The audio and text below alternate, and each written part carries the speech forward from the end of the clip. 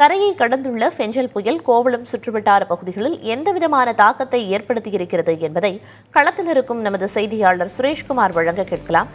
சுரேஷ்குமார், கரையை கடந்திருக்கு ஃபெஞ்சல் புயல். இப்ப நீங்க எந்த பகுதியில் இருக்கீங்க? கோவளத்துல இந்த ஃபெஞ்சல் புயலால என்னென்ன பாதிப்புகள் அந்த பகுதியில் ஏற்பட்டிருக்கு அப்படிங்கறத குறிப்பிடுங்க.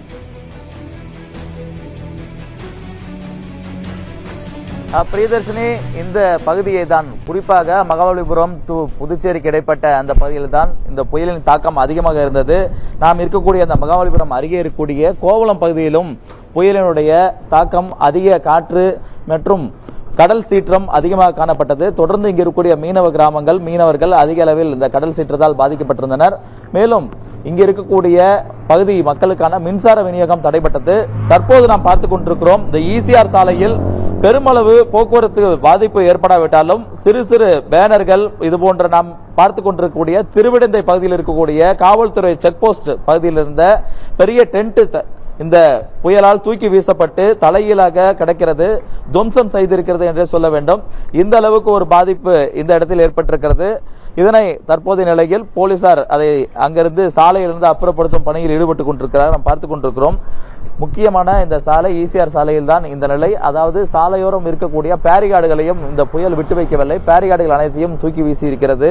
அவையெல்லாம் தாறுமாறாக கவிழ்ந்து கிடப்பதை நாம் பார்த்துக் கொண்டிருக்கிறோம். இப்படி இந்த புயலின் தாக்கம் என்பது இங்கு கோவளம் பகுதியை பொறுத்தவரையில் இந்த மாதிரியான பாதிப்புகளை ஏற்படுத்தி சென்றிருக்கிறது. அதே வேளையில் ஈசிஆர் சாலையை பொறுத்தவரையில் சென்னையிலிருந்து மகாபலிபுரம் வரையில் போக்குவரத்து, கார் உள்ளிட்ட வாகனங்கள் இயக்குவதற்கு வசதியாக தான் இருக்கிறது. பெரிய அளவில் இந்த இடத்தில் போக்குவரத்து பாதிப்பு, போக்குவரத்து தடைப்பட்ட அளவில் இல்லை.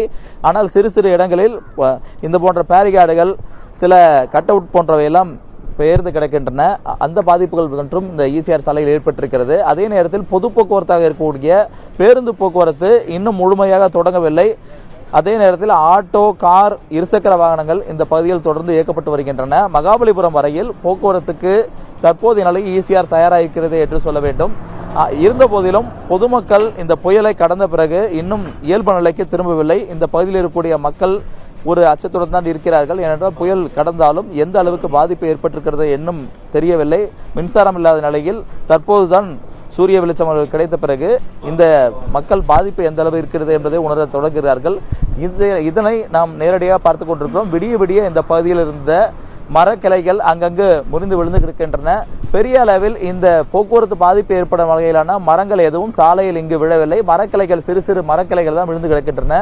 ஈசிஆர் சாலையை பொறுத்தவரை இந்த நிலை இருக்கிறது. மகாபலிபுரத்துக்கு பிறகான பாதிப்பு குறிப்பாக மரக்காணம், கோட்டக்குப்பம், மேலும் பாண்டிச்சேரியுடைய பகுதிகளில் அதிக அளவு மழை பெய்திருக்கிறது. மேலும் சூறைக்காற்று அந்த பகுதியில் அதிகமாக இருக்கிறது. இப்படி இந்த ஈசிஆர் சாலை மற்றும் இந்த இடங்களில் இருக்கக்கூடிய பாதிப்புகள் நாம் நேரடியாக கேட்ட வகையில் இந்த சாலை தற்போது நிலையில் பொதுமக்கள் பயன்பாட்டுக்கு வந்திருக்கிறது என்றே சொல்ல வேண்டும். ஆனால் பொது போக்குவரத்து இன்னும் முழுமையடையவில்லை. பிரியதர்ஷினி, நிச்சயமா காட்சிகளிலேயே பார்க்க முடியுது எந்த அளவுக்கு பாதிப்புகள் ஏற்பட்டிருக்கு அப்படின்னு. தற்போது அவை சரி செய்யப்பட்டு வரும் பணிகள் அப்படிங்கிறது நடந்து வரதையும் புரிஞ்சுக்க முடியுது. தற்போதைய விவரங்களை களத்திலிருந்து வழங்கியதற்கு நன்றி சுரேஷ்குமார்.